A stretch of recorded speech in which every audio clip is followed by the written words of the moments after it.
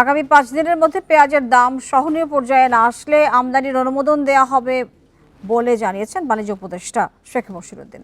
বাজারে পেঁয়াজের চলমান দাম স্বাভাবিক নয় বলেও মন্তব্য করেছেন তিনি।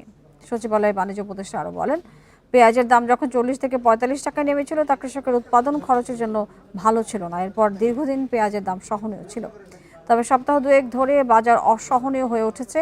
এরই মধ্যে পেঁয়াজ আমদানির জন্য 2800 আবেদন জমা পড়েছে। 5 দিনের মধ্যে পেঁয়াজের দাম সহনীয় পর্যায়ে না আসলে আমদানির অনুমোদন দেয়া হবে। পেঁয়াজের কোনো সংকট নেই, 1 সপ্তাহের মধ্যে দাম কমবে বলেও আশা করছেন তিনি। 2 সপ্তাহ যাবৎ ম্যাক্সিমাম যে পেঁয়াজের দামের একটা উস্ফলন ঘটেছে। আমরা জিনিসটার উপরে তীক্ষ্ণ দৃষ্টি রাখছি। প্রায় 2800-র মতো আমাদের কাছে আমদানি আবেদন বর্তমানে আমাদের হাতে আছে। আমরা বাজারের উপরে তীক্ষ্ণ দৃষ্টি রাখছি। যদি বাজারের মূল্য আমরা দেখি প্রয়োজন অনুযায়ী না কমে, আমরা এই আমদানি অনুমোদন ইস্যু করে দিব।